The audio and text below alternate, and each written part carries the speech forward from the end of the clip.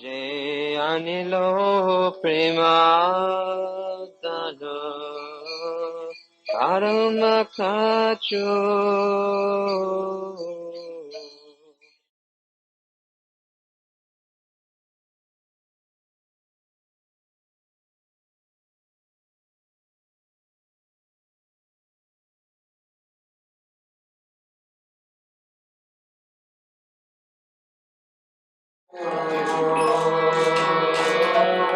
Jaya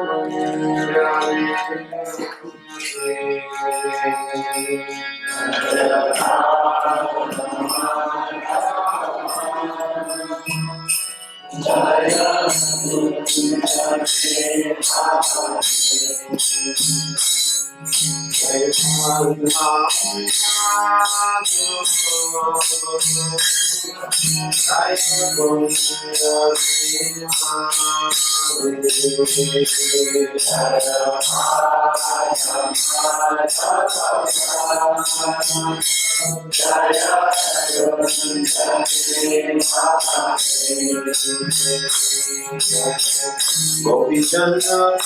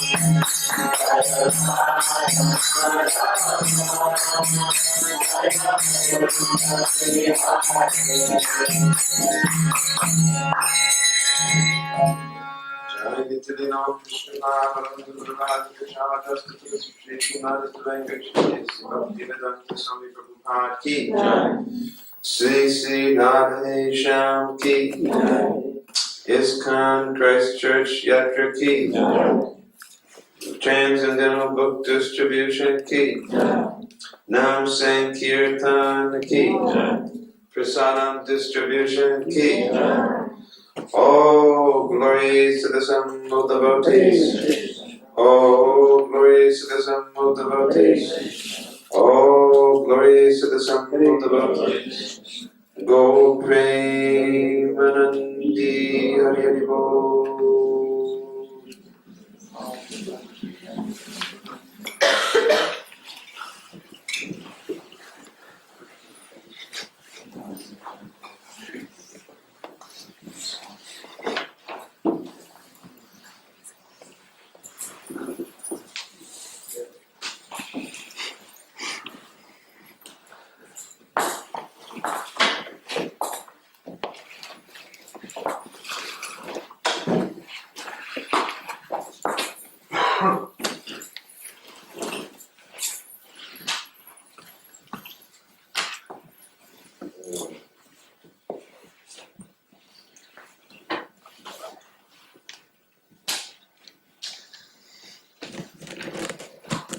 Which verses? What's the verse? Om Namo Bhagavate Vasudevaya. Om Namo Bhagavate Vasudevaya. Om Namo Bhagavate Vasudevaya. Om Namo Bhagavate Vasudevaya. Om Namo Bhagavate Vasudevaya.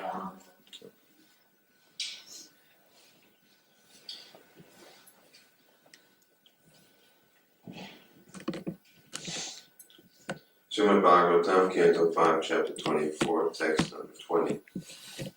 Yasyaha vava shrutapatana prashkalanadishu vivasha sakrin nama bigrin purusha karma bandhanam anjasa vidanoti yasya aiva pratipadanam mumukshavo nyaktaivo palapante. Yasya, of whom, Bhava, indeed, Kushuta, when in hunger, Patana, falling down, Prashkarana Adishu, stumbling and so on, Vivasha, being helpless, Sakrit, once, Nama Abhigrinan, chanting the holy name of the Lord. Purusha, person. Karma bandhanam, the bondage of fruitive activity. Anjasa, completely. Vidonoti, washes away. Yasya, of which. Ha, certainly. Eva, this way. Pratipadanam, the repulsion. Mumukshava, persons desiring liberation. Anyata, otherwise. Eva, certainly. Upalabante, are trying to realize. Translation and purport by His Divine Grace A.C. Bhaktivedanta Swami Prabhupada. If one who is embarrassed by hunger, or who falls down, or stumbles, chants the holy name of the Lord even once, willingly or unwillingly, he is immediately freed from the reactions of his past deeds. Karmis entangled in material activities face many difficulties in the practice of mystic yoga and other endeavors to achieve that same freedom.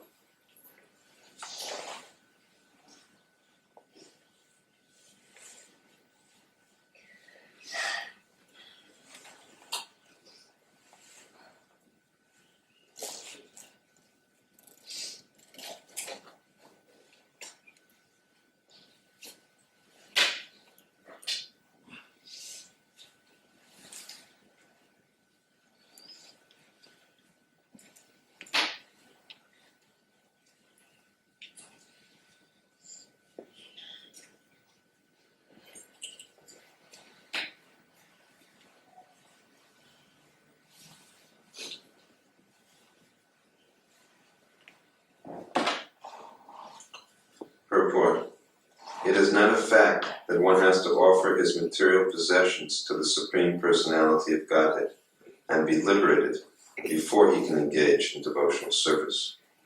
A devotee automatically attains liberation without separate endeavors. Bali Maharaj did not get back all his material possessions merely because of his charity to the Lord. One who becomes a devotee, free from material desires and motives, regards all opportunities, both material and spiritual, as benedictions from the Lord. And in this way, his service to the Lord is never hampered. Bhakti, material enjoyment, and mukti, liberation, are only byproducts of devotional service. A devotee need not work separately to attain mukti. Srila Vivekananda Thakur said, Mukti Swayam Muklitanjali Sevate Sman. A pure devotee of the Lord does not have to endeavor separately for mukti because mukti is always ready to serve him. In this regard, Chaitanya Chaitamrita Antya-lila 3, 177 through 188 describes Haridas Thakur's confirmation of the effect of chanting the holy name of the Lord. Keha bale namahoite hoya papashaya, keha bole namahoite jivera mukshahaya. Some say that by chanting the holy name of the Lord, one is freed from all the reactions of sinful life. And others say that by chanting the holy name of the Lord, one attains liberation from material bondage. Haridasa kahina namere dui faladnai namera fale Krishna pade prema upajai. Haridas Thakur, however, said that the desired result of chanting the holy name of the Lord is not that one is liberated from material bondage or freed from the reactions of sinful life. The actual results of chanting the holy name of the Lord is that one awakens his dormant Krishna consciousness, his loving service to the Lord.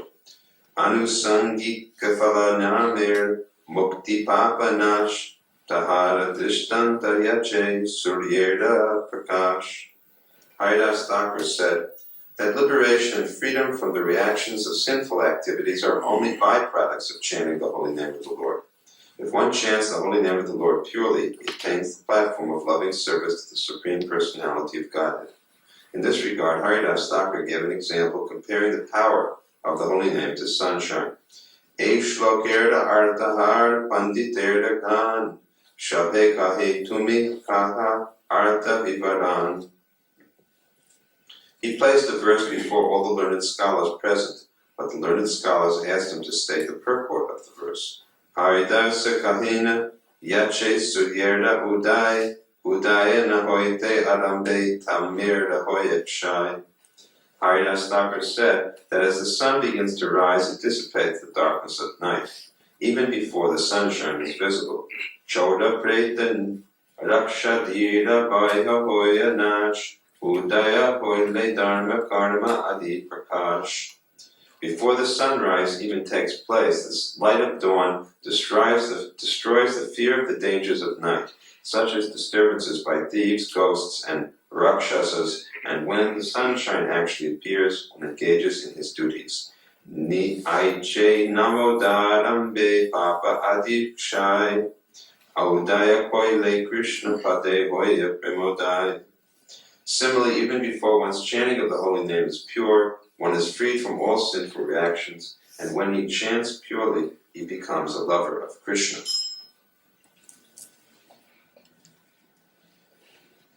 Mukti tucha phala hoye namabasa hoite ye mukti bhakta naloye se Krishna chahidite.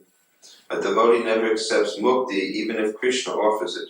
Mukti, freedom from all sinful reactions, is obtained even by namabas, or a glimpse of the light of the holy name before its full light is perfectly visible. The namabas stage is between that of nama aparad, or chanting of the holy name with offenses, and pure chanting. There are 3 stages in chanting the holy name of the Lord. In the first stage, one commits 10 kinds of offenses while chanting. In the next stage, namabas, the offenses have almost stopped, and one is coming to the platform of pure chanting. In the third stage, when one chants the Hare Krishna mantra without offenses, his dormant love for Krishna immediately awakens. This is the perfection. Vanchakalpatarupaishkar kripa sindhubhya vacham patitanam bhavanebhyo vaishnavebhyo namo namaha. So we are fortunate to hear from Srila Haridas Thakur, Sri Namacharya, and certainly his statements are conclusive. The discussion took place in the house of Govardhan Mazumdar, the uncle of Raghunath Das Goswami, who had organized a meeting for featuring the glories of the holy name. But one faithless person objected, saying that it is an exaggeration to say that simply by chanting the holy name of the Lord, all of one's past sins can be wiped away, and that one will easily get liberation. But rather than simply argue in favor that chanting of Hare Krishna gives liberation and freedom from sins, Haridas Thakur said that that's not even the main result of chanting.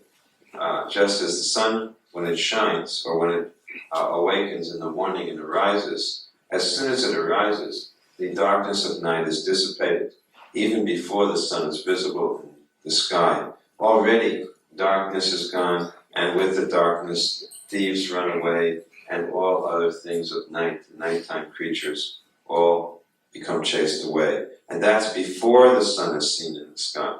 When the actual sun is seen in the sky, so much benefit is derived. Similarly, Nam Abbas, which Prabhupada translates as a glimpse of the holy name of the Lord, is itself sufficient to award liberation and freedom from all sinful reactions. But the real benefit of chanting is something different, and that is prema bhakti, love of God. And therefore it is said that one who achieves the results of chanting the holy name of the Lord becomes just like a madman. And sometimes he sings, sometimes he dances, and he becomes besides himself in love of God.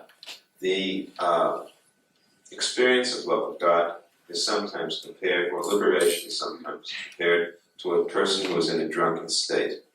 When someone is in a drunken state, then they do not know whether they are wearing their clothes properly or not, whether they are walking properly or not, whether they are speaking properly or not. Everything becomes out of order. So this is a material case, but in the spiritual case, it is said also that the pure devotee of the Lord who is intoxicated with love of God does not care for all kinds of worldly considerations, and he may, as it says, he may be like a madman. Of course, we have a good example for us to see of how we should behave, because no one can deny, or everyone must admit, that Srila Prabhupada certainly was intoxicated with love of God, and yet we see that he maintained himself in a very orderly fashion. Why? Because being imitators as we are, whatever Prabhupada did, we would surely have imitated. And so he knew very well what was the best way to behave. So he was very conscientious about all kinds of orderly behavior. However, this doesn't mean that we should become overly absorbed in these external things. That is to say, we should act in such a way to keep body and soul together, but not to keep too much body together. We should not become indifferent to the worldly considerations, but we should not be so attentive to them that we lose sight of what the real goal is. Sri Chaitanya Mahaprabhu and his followers followed the path of what is called Vairagya Vidya. Vairagya means renunciation, and transcendental knowledge is Vidya. So the followers of Sri Chaitanya Mahaprabhu were all very much renounced and detached persons, not simply by external appearance, but by their actual internal mood. And this was not often understood, just like in the case of Pundarika Vidyanidhi, who was a very, very wealthy person. You know his story. Gadadhar Pandit was taken to see him. I believe it was Murari or Mukunda who took him, I forget which one. took him to see Pundarik Vidyanidhi. And when he came there, Pundarik Vidyanidhi was sitting upon a very elevated seat, and his servants were fanning him, and he was, being treated actually like a prince. So Gadadhar Pandit thought that we have heard that he is such an elevated Vaishnava, but it's very hard to understand this, seeing how much he is being apparently pampered. So at one point then, the Srimad Bhagavatam was being narrated, and as soon as Pundarik Vidyanidhi heard the holy name of the Lord and glories of the Lord, he fell from his elevated seat and went into trance, because he was so much eternally absorbed in love of God that as soon as he got the slightest stimulation for remembrance of Krishna, he fell into a trance. And at that point, Gadadhar Pandit could understand that this is the most elevated personality. And in fact, later on, he begged forgiveness and took initiation from Pundarik Vidyanidhi. So, how to judge a Vaishnava is not so easy to do. We can see usually by external signs, but not always, but there are certain points. Just like it is mentioned that one cannot spread the holy name of the Lord unless he is empowered to do so. So we see, for example, that certain individuals are empowered to spread Krishna consciousness. And we should not think that they are empowered to do it because of some material ability. Srila Prabhupada, in fact, became criticized like this by some of his godbrothers. They said that the reason he was successful is because he was an expert manager and businessman, and that is why this movement spread all over the world. But we know that that is not the actual fact, because the Chaitanya Chaitamrita says, Kali Kalera Dharma Krishna Nama Sankirtan Krishna Shakti Vina Nahi Tavar Pravartan. Unless one is directly empowered by Sri Chaitanya Mahaprabhu, no one can be successful in spreading Nam Sankirtan. So one of the ways that we see a devotee's actual advancement is in how much they are prepared to sacrifice for spreading the Sankirtan movement. Ordinarily, people are more concerned with family affairs, and they are called karmis. A karmi is a person who follows Vedic injunctions, not breaking them. Karmis are not vikarmi. A vikarmi is one who doesn't care for Vedic injunctions. But a karmi is a person who follows the Vedic injunctions very nicely for the purpose of achieving material happiness. So sometimes devotees become confused about what the actual path of bhakti is. And so they try to dovetail material sense gratification in the name of Krishna consciousness. And Prabhupada said that we have to be very, very careful about this. He wrote me one letter in which he was mentioning how in his spiritual master's institution this actually happened, that people began to dovetail sense gratification in the name of Krishna consciousness, with the result that the whole institution broke to pieces. So, unless we are prepared to make a sacrifice and persevere in pure Krishna consciousness, the result will be very unfavorable. There's a verse, Tyakta Sudharmam Charanam Bhujam Haver Bhajana Takvota Patetavo Yadi Yatrapa Vavada Abuddha Musakim Kovarta Apto Bhajatam Sudharmataha. That even if one forsakes one's occupational duties and falls down due to immaturity, still there is no loss. Even if, according to one's varna and ashram, one has different occupational duties. Even if one neglects these to perform pure bhakti, still, and falls down due to immaturity, it doesn't matter. There's no loss. There's a statement of Srimad Bhagavatam, there's no loss. Because actually the goal is not any of these things, but the goal is to achieve Krishna Prema. So when one strives to achieve Krishna Prema by trying to please the spiritual master, there is never any loss, no matter what the case may be. So Ajamil is an example, and in fact here the holy name is being described as an example of someone who was a failure from the point of view of Varnashram. Worse than a failure, he was a supravikarma. He was a neglecter of every single Vedic injunction.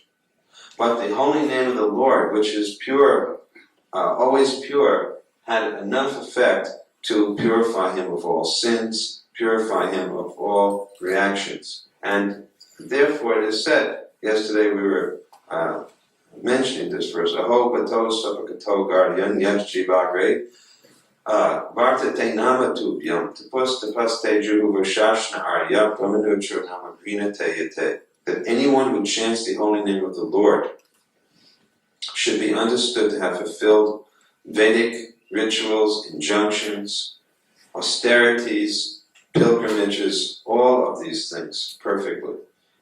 Because the holy name of the Lord awards Krishna Prema. These other activities all give something less. You do austerities to get free from one's karma. You do study of the Vedas to learn fruitive injunctions. There are so many things which one has to do, but chanting is a transcendental principle. Therefore, in this age, chanting is actually the recommended method of religious life, not any other system. So, the chanting, as Prabhupada says, has to be done in the proper way. There's Nama Parad, Nama Bas, and Sudhanam. When it says that the Nama Rupa Kali Kali Krishna avatar, that the name of Krishna is the avatar, is the form of the name of the Lord, is the avatar for this age, it means the Sudhanam. In the Bhaktivedanta Thakur, in his talking about Nam Prachar, preaching of the holy name, he says we don't want to sell or give the counterfeit name. The counterfeit name is a name in which the materially motivated person performs devotional service with material goals. And he doesn't get the actual result of bhakti. Therefore, in Chaitanya Chaitamrita it is mentioned that one has to fence the devotional creeper to protect it against all kinds of intrusions. The problem is that these intrusions don't come from outside, but they come from within the heart. And therefore, while we're looking outside for all the enemies, the actual enemy is lurking inside. And what is that nasty enemy? It is the enemy of bhakti and mukti. Bhakti and mukti are said to be just like witches, and they cast their spell. Bhakti means the desire for material enjoyment.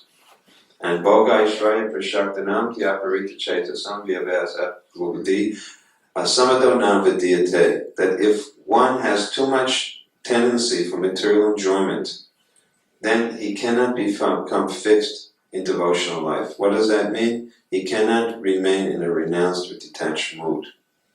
And so he will make so many plans and arrangements for dovetailing enjoyment in the name of Krishna consciousness. And very often it becomes bewildering to tell the actual pure bhakti from such mixed bhakti. Just like it is mentioned that in a garden, sometimes it's hard to make out which is the creeper and which is the weed. Unless one is very skilled at gardening, it's hard to know.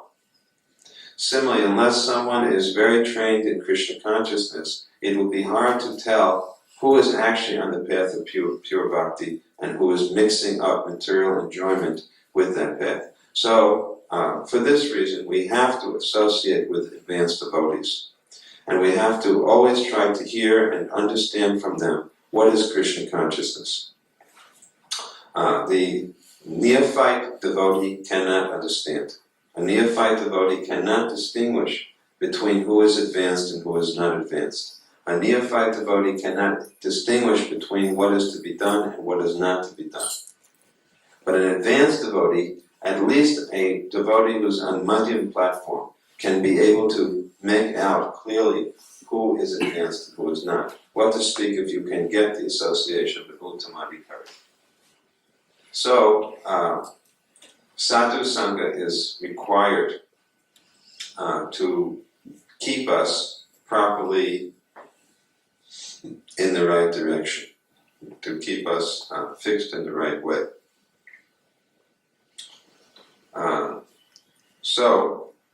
In any case, here in the purport, Prabhupada mentions that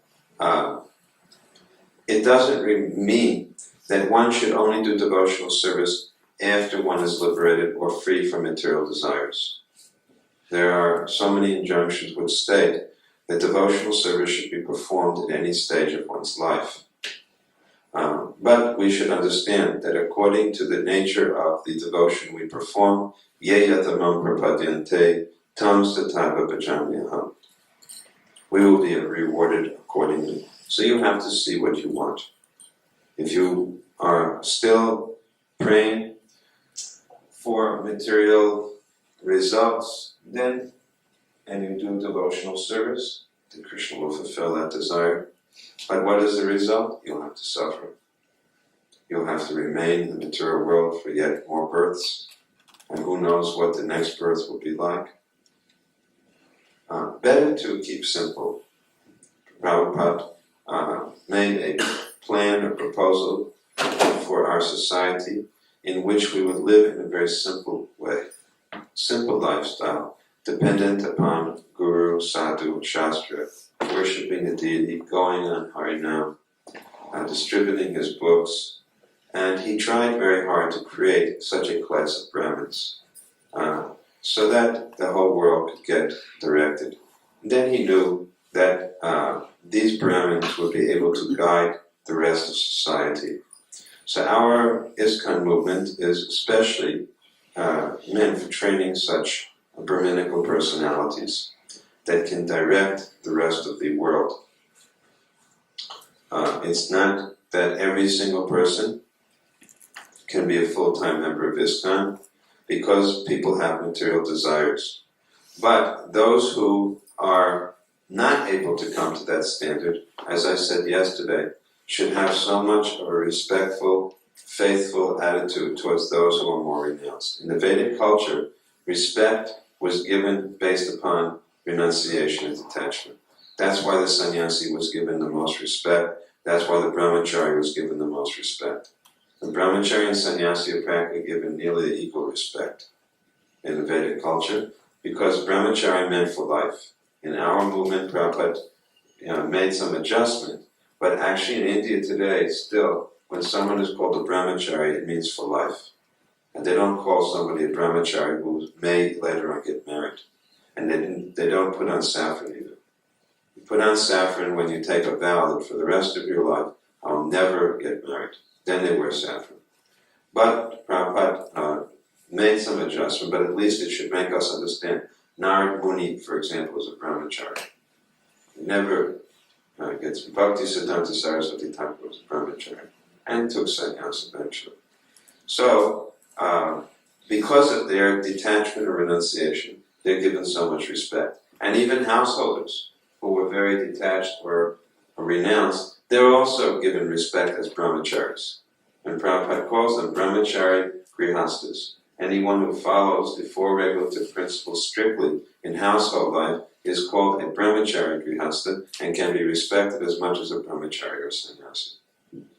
So, our movement then is meant for this type of strict practice, and then there will be a standard. And Prabhupada said, people should know that ISKCON maintains the highest standard of all. So if we cannot keep to that standard, then we should keep faith on those who do.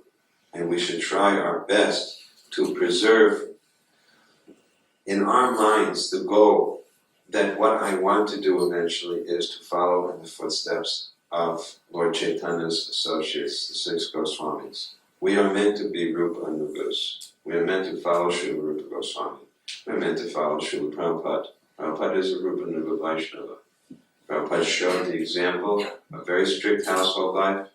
Even when he was a householder, he was reading Srimad Bhagavatam 4 hours a day. He was worshipping Radha Krishna deities in his home. Because his family was not cooperative, he was personally sewing the clothes for his deities. He would cook the food offerings and offer to his deities. Still, he would read Bhagavatam 4 hours a day, and he would go out with the other members of his Guru Maharaj's institution and collect donations for the institution. So as a householder, he showed a very ideal example. And at a certain point, he recognized that now I have to take sannyas, detach myself entirely from family life, and he did that as well. So he showed a very perfect example for all the grihastas to follow. Srila Bhaktivedanta Thakur also similarly did. So in our line, there are so many ideal householder models. There are so many good brahmachari models. There are so many good sannyasi models. There are anaprastha models. But in every case, they did not dovetail sense gratification in the name of Krishna consciousness. So we should be very, very careful to guard against this. This is like a witch, and witches cast their spell. So when we allow the mood of enjoyment to enter into our heart, then it spoils the bhakti. It makes it very, very difficult for bhakti to grow nicely. Just like in a garden, if there are many, many weeds allowed to grow, then they sap the water from the actual good flowers. So, of course, the holy name of the Lord will act, but it will act very slowly if one is not careful. In other words, if one commits nam-aparad, just like maintaining material attachments, even after understanding so many instructions, this is nam-aparad. And when there is nam-aparad, then you don't get the benefits of the holy name of the Lord in the same way. It takes a very long time for the holy name to have its effect, and even then, in the end, you may fall down. You may not be able to maintain your position.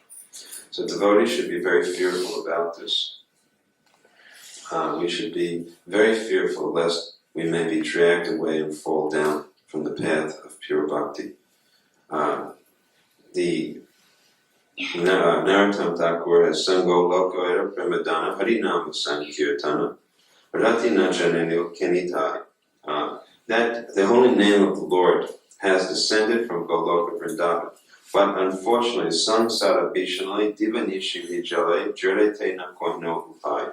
Unfortunately, I am drunk the poison of material existence, and therefore I have no taste for the holy name of the Lord.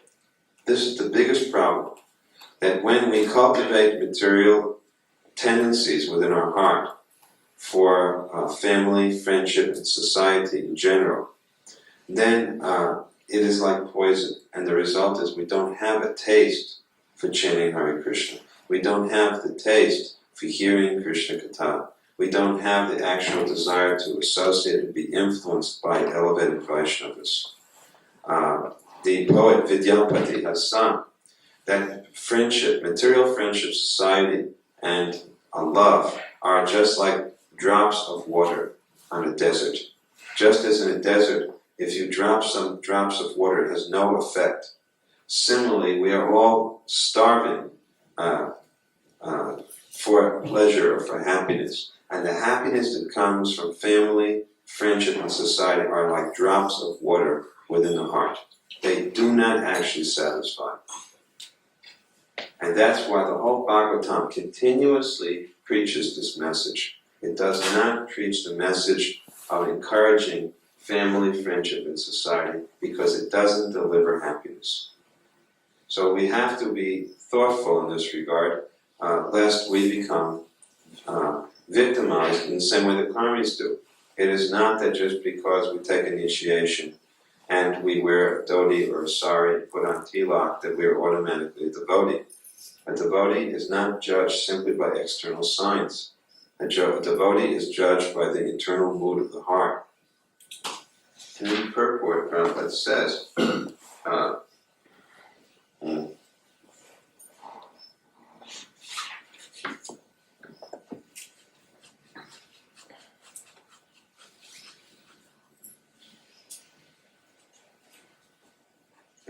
One who becomes a devotee, free from material desires and motives. That's the definition of what a devotee is. Free from material desires and motives. And until that time, we're not devotees. We're bhakta abhas. We are a glimpse of a devotee. We are a glimmer of a devotee. We are the shadow of a devotee. But actual Vaishnava means one who is free from material desires and motives. So how to get free from it? Well, there's two theories. One is that you pour, by pouring ghee on the fire, eventually all the ghee will get used up. But there's another that says that the more ghee you pour on the fire, what happens? The fire gets bigger and bigger and bigger. So there's one way to easily put out the fire, material enjoyment, which is to stop pouring any ghee on it. Simple. Cut it off. So if we hear, and if we're intelligent, and if at the same time we chant and pray, then maybe we can get to the point where we can say, all right, no more material enjoyment. Let me just try to serve the mission of my spiritual master. Let me make the spiritual master's mission my everything in life. And let me sacrifice this one lifetime. Prabhupada said that if in this one lifetime we sacrifice everything and just try to serve the mission of Lord Chaitanya, then Lord Chaitanya will be so much grateful that at the end of life he will come and take us back home, back to Kata. So I think that Prabhupada on that day was in Bombay. Remember, he said to me, so many lifetimes we have tried to serve our own desires. We have tried in so many ways and fashions to fulfill our own desires. Now in this one lifetime, let us make an ultimate sacrifice. For one time, let us just say, whatever I have to do for Guru Krishna, I'm going to do. Never mind anything else. That's the mood of all of the acharyas. That is the mood of all the persons in the Bhagavatam. And that's Mahajan. That is how we're supposed to follow. And then our movement will be very strong and pure. Our own lives will be very clear and simple. Otherwise everything becomes very cloudy, just like today. Very hard to see the sun. So let the Krishna sun blaze brightly. Let us keep everything nice and dry. And the fire of Sankirtan will ignite and burn brilliantly. Any questions or comments?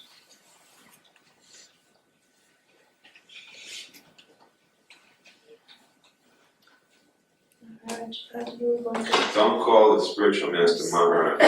This is a big offense. Every time anybody does this, you should stop doing this. Don't call him Maharaj. Don't say His Holiness. If you write to the spiritual master, you have to write His Divine Grace. And when you refer to him, you say Guru Maharaj, Guru Dev. Don't call him Maharaj. It's not correct. Prabhupada chastised people in letters and he chastised them personally.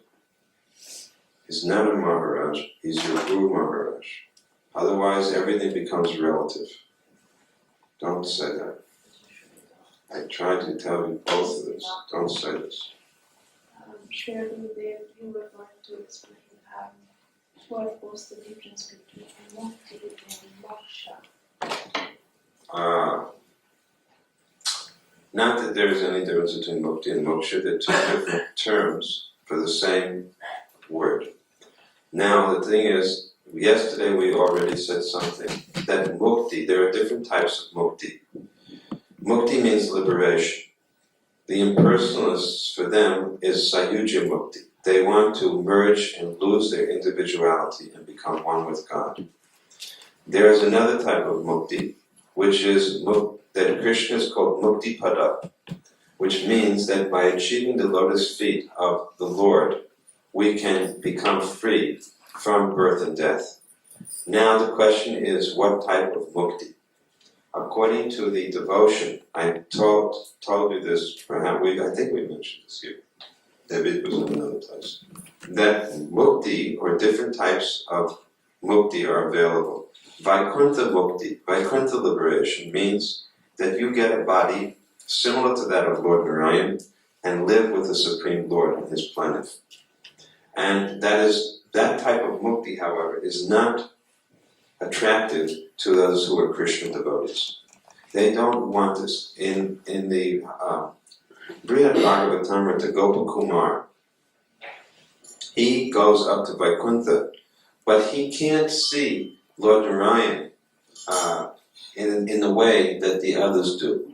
He wants to have a friendly and more intimate personal dealings with Lord Narayan. But in Vaikuntha, everyone has awe and reverence for Lord Narayan. So his mukti that he wants, Gopakumar, is the mukti of Krishna Bhakti. He wants the mukti of going into the Krishna Loka planet. So that's mukti also. So mukti has different meanings according to the worshipper. It may mean to merge and become one with God, or it may mean to achieve the planet of Vaikuntha, where Lord Narayan is there, or it may mean to achieve the planet of Krishna, where one becomes an unalloyed devotee of Krishna. And all of them can be called mukti or called moksha. But generally the word mukti or moksha has a connotation of impersonal merging. And therefore, in the discussion between Lord Chaitanya and Sarvabhauma Bhattacharya, when the word mukti pada came, Sarvabhauma Bhattacharya wanted to change to bhakti pada. Because he didn't like the word mukti because it reminded him of the impersonalist jnanis who want to merge. And we know, yayanye ravidakshava muktamani nas, that those who merge or desire merging, they may go with their mind up to the point of Brahman liberation, but still they will fall down again. And Prabhupada gives the example that trying to become one with the Brahman is like taking off in an airplane. When you get off in an airplane, it is a fact that you have gotten free from the earth. Similarly, the mumukshu persons who have got mukti, they have become free from gross material desires. But they still do not have any positive spiritual desire. So it is like going in an airplane. You get off the ground, but unless you land somewhere, how long can you keep circling around in an airplane? So impersonalist merging is like circling around an airplane, but not from landing anywhere. So Prabhupada says, unless you get the shelter of Krishna's lotus feet, then the liberation is temporary. Because you'll take off, but sooner or later you're going to have to come down. So if you don't get to Krishna, if the plane doesn't land where it wanted to land because of bad weather, it comes back where it started. So Prabhupada says the impersonalists, because they cannot achieve the shelter of Krishna's lotus feet, they have to come back into material life again.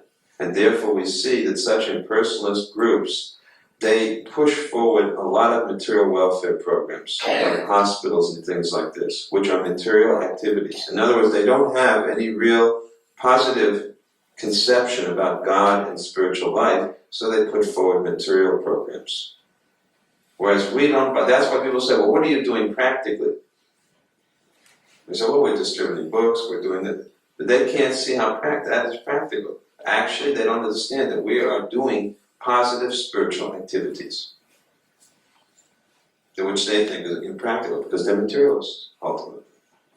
They have no conception of variety in spiritual life. They think that spiritual life, when you get to spiritual life, you do nothing. Nothingness. That is the Buddhist doctrine. No thing. And the impersonalists, they believe in something, but no variety. And the devotees, they believe in variegatedness in spiritual life. That's a little mukti and moksha. Sorry I had to yell at you, but this is the third time someone keeps saying Maharaj, Maharaj. It's a habit, but people should break that habit. At least when one addresses one's spiritual master, you should say Guru Maharaj. And all the other sannyasis may be referred to as Maharaj. And when you write the spiritual name, you say His Divine Grace. And when you write the another spiritual master or your sannyasi, you say His Holiness. This is the etiquette. So we should practice etiquette. The etiquette has some value. It's not just a superficial thing because it predicates the way we think. Words do have power. Maharaj, we've been talking about surrendering, and often we see the disciple, even though they might not be surrendering 100% to their spiritual master, that they probably surrender more to the spiritual master than they would to any other person. Like they'll go more out of their way to do things for the spiritual master. That's why the spiritual master should make very heavy demands on it. And I was wondering if that would also be seen. Not water down the instruction, but should make very heavy demands. Since the disciple is more surrendered to the Guru than anyone else, therefore it's better that the Guru make the greatest demands more than anyone else would make. Because others are not getting the respect from that disciple, so they have to be a little careful what they say. But the Guru should demand the most from the disciple on behalf of Krishna. Yeah.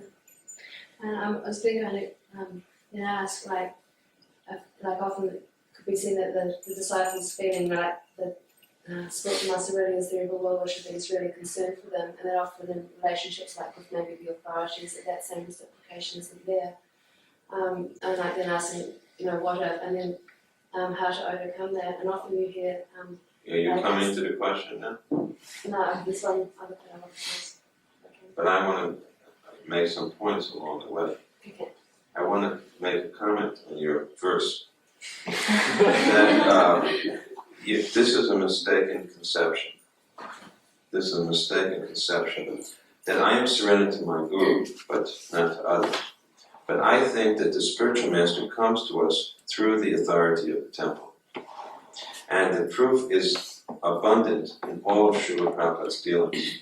Practically very, very few devotees. You read the letters of Srila Prabhupada, you'll see that by and large almost all the letters are written to a few individuals. Now Prabhupada had 5,000 to 10,000 disciples, but there's no question there are not 5,000 to 10,000 people written to in letters.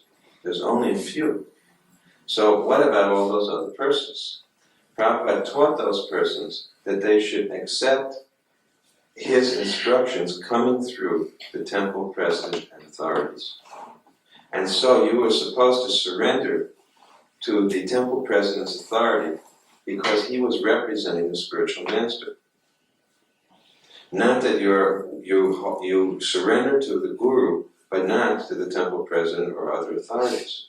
Then you don't surrender to the Guru, because the Guru hardly ever comes around physically. You see? So it's actually just like now, Srila Prabhupada has disappeared physically. So how do we get his instruction? It is mentioned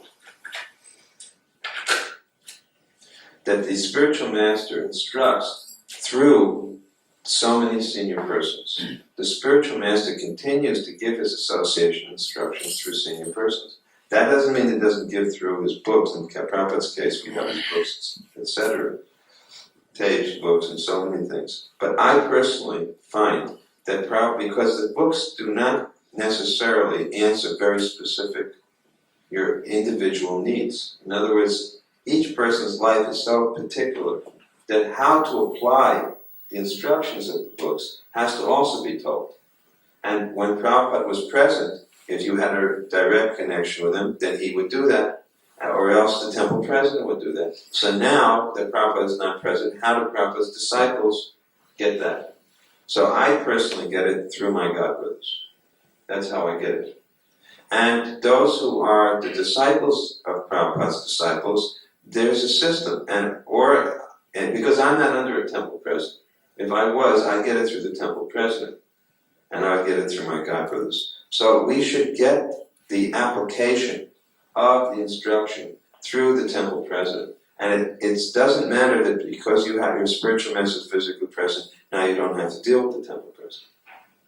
That you can do that, but then don't call yourself, don't delude yourself into thinking that you're still following Prabhupada. Just admit that actually I've lost faith in Prabhupada, or I never had faith in Prabhupada because I really didn't know who Prabhupada is, and now I'm making my own movement. Just admit that. Instead of trying to water down or destroy what is ISKCON, what Prabhupada's legacy is, don't change the system, just make your own system and admit it. I have made my own system, and give the society a new name. You register an organization and let it be very clear what it is. Instead of watering down this whole system. There's a temple president and he has authority. And the authority of the gurus goes through the temple president, not direct to the disciples.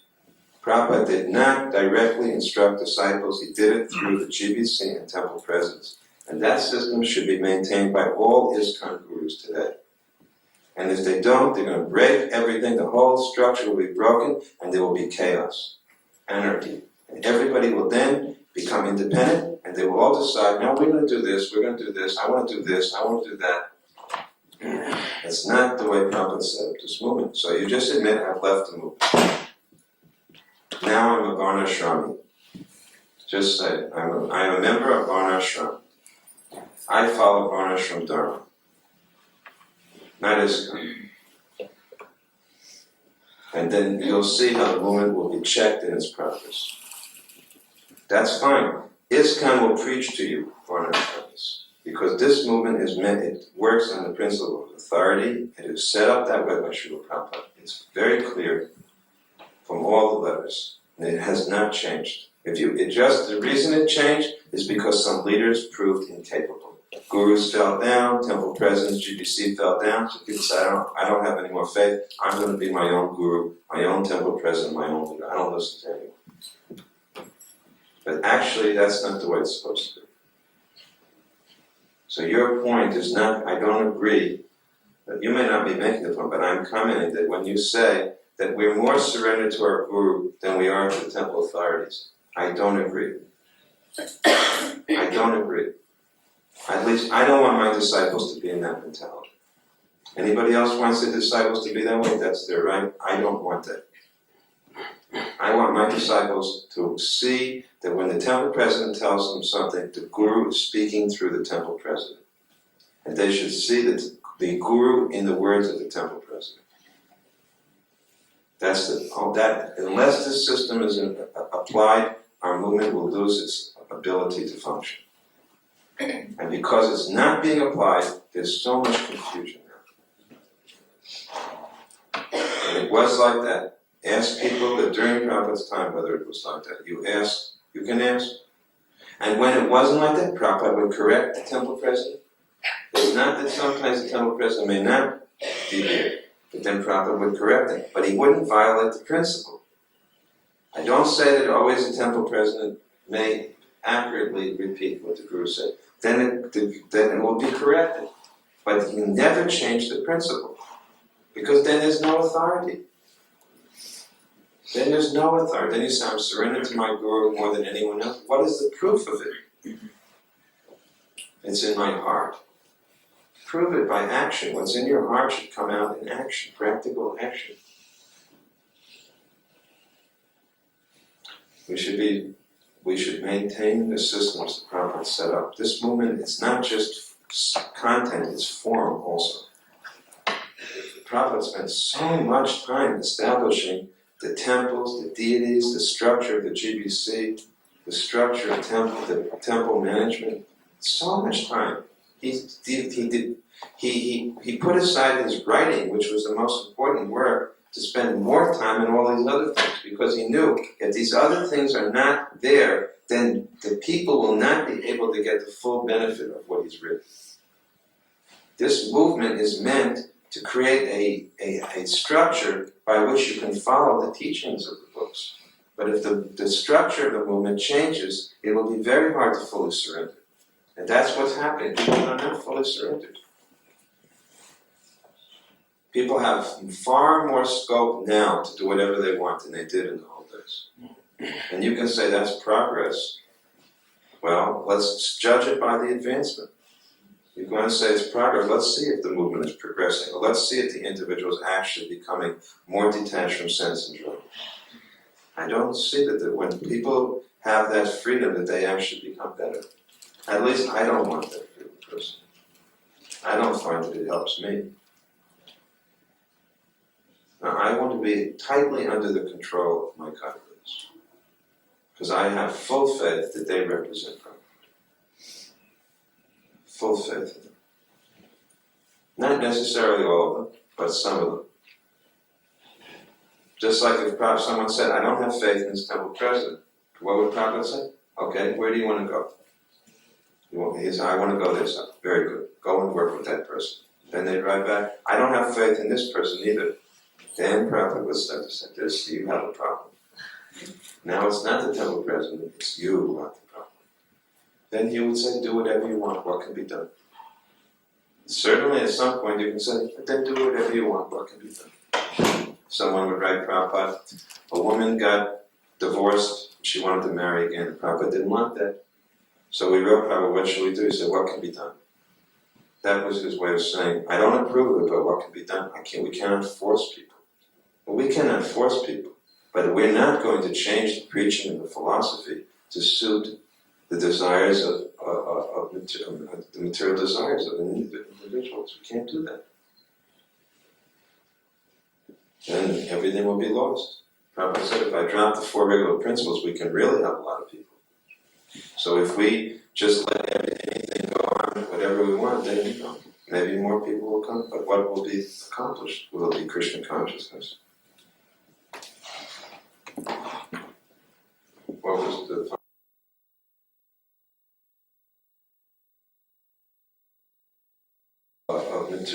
the material desires of individuals? We can't do that. Then everything will be lost. Prabhupada said, if I drop the four regular principles, we can really help a lot of people. So if we just let anything go on, whatever we want, then maybe more people will come. But what will be accomplished? Will it be Krishna consciousness? What was the final point? I was just going to ask, like, often you hear devotees who might not be so active now, like I was saying, like in the past, they might have given so much to the society, they might have, given so much assets, this, that, and the other, and then when they've gone, there's been some reverse, their husband might have left them with the young family or sickness or something, that then... what should we do? The society might not have, might have possibly seen them as a burden, might not have provided for them, and they might have had to turn to the government for some benefit. And therefore? Well, how do you see that? What should we... We should try to always respect and appreciate the service that anyone has done in the past.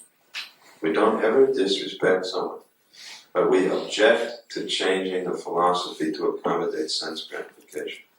Well, I used to be fired up, but I just don't feel as fired up now. So now, the new philosophy should be that, therefore, our movement should be adjusted to accommodate me.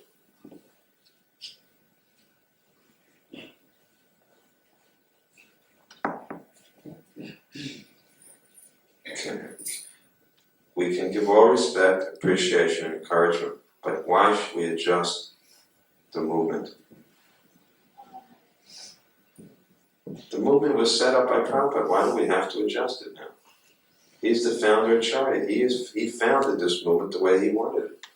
If people don't like it, then they can found their own movement. Why do they have to change this movement? This is Prabhupada's movement. And GBC means watchdog, and we bark when someone gets too close. Prabhupada told me, he said, your business is if you stand outside the door of this house and anybody that tries to change anything, start barking. So that's what I do wherever I go. That's the order I get from Prabhupada. And people don't want barking dogs. They want a dog that wags its tail, What is the use of that? Everybody knows if you have a guard dog that's like that, you can't protect the master at all.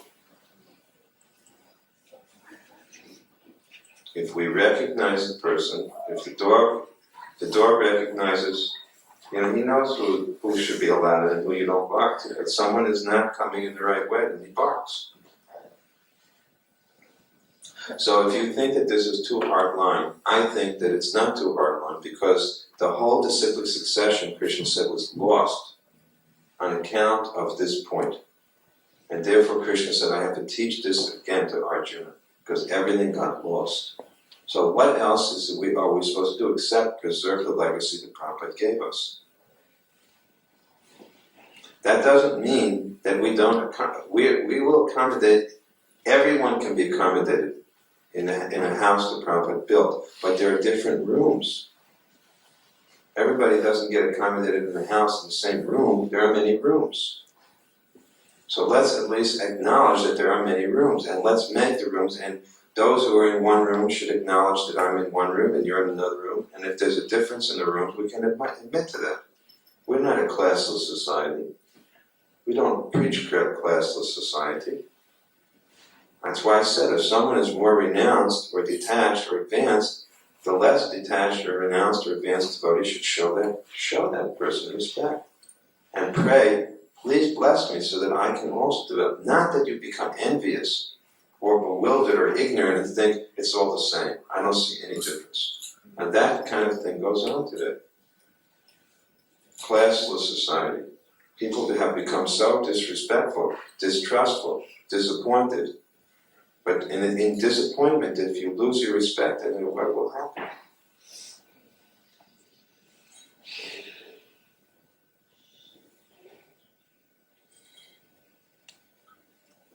Good. Sometimes, excuse me. Sometimes authorities become bewildered, and Sometimes authority. Okay. I'm a Jimmy, and they can sometimes give you wrong instruction. But generally they don't become bewildered. Generally the authorities are less likely to become bewildered generally than the followers of the authorities. So in terms of percentage, the authorities are less bewildered.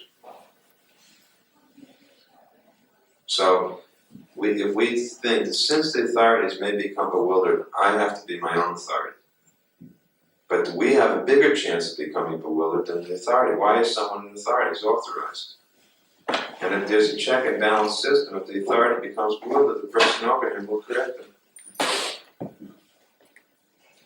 Anarchy means where you lose faith in authority and you take authority in your own hands. That's called anarchy. And I don't think that's the system that we recommend anarchy. I think an anarchist thinks like this: I want to do the following thing. Well, who authorized you to do this thing? That's the next question. The law-abiding people should ask, well, who authorized this? Did the GBC authorize this? Well, no, Prabhupada's books authorized it. But the GBC didn't authorize it? No, Prabhupada's books authorized it. But did the GBC confirm that you're understanding correctly what Prabhupada's books say? And that it fits in with the plan right now that should be done? Well, I don't know about that. That means you don't accept the GBC. And what did Prabhupada say?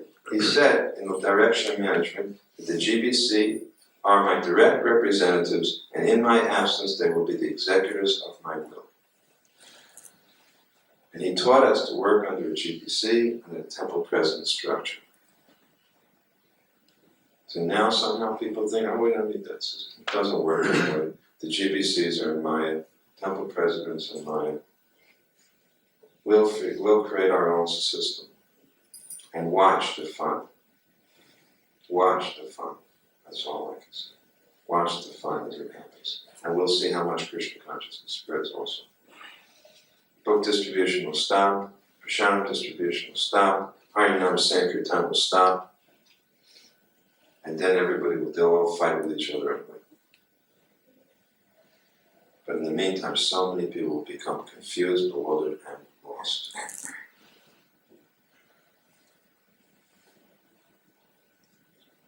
We should have everything we do authorized. It should be authorized by someone. Who's the authority? Everybody, the first, just like in China, it's very interesting in China, when you meet someone, they don't ask you what your name is. They ask you, what unit do you work for? In China, everybody has a unit, an identity, through a working unit. It's the government company. They don't care who you are, they want to know who you work for. Who's your authority? That's all they ask first. Who's your authority? And when you're not under authority, there's big trouble. Anyone who's not got a unit is in big trouble. Very big trouble. So actually the system is, the first thing when you meet someone you say, my name is so-and-so, it's supposed to be, my name is so-and-so, the son of such and such. You look in India, on all identities, how did the person identify? In fact, the name was like that, isn't it? The name of the father, how does it work? You know what this is? Usually the father's name is. It's not just a family name. No, father's name is his name and his first name. And then the Say it again, please. or just like my name, I short. Okay. Like my father's name is Jaron. What was your father's name? Jaron. Okay, Jairam. And plus I sort of Jaron Patel. So Patel is a particular part of Gujarat where people Right. live Patels. So you took, the father's name comes in your name also. Right. So that when they identify the son, they identify him in terms of his father. Similarly, when you identify the disciple, you should identify him in terms of the guru. And then, in ISKCON, also, what temple do you come from? What's your unit? Because you're supposed to be author of that. That is the way Prabhupada created this movement. It's only because people fell away, gurus fell away, people lost their faith, and now everybody's just going berserk. Not everybody, but a few people. Anyway, I pray that we can, I pray that we could control our minds and our desires, our senses, and just learn to be nice, submissive, humble, meek, and all the nice qualities that allow ourselves to have persons over us, take shelter. That's my prayer to everybody.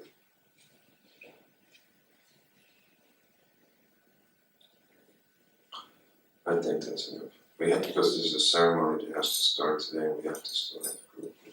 Anyway, I'm sure that your question is answered. Was there even a question? Yeah. I don't even remember what the question is.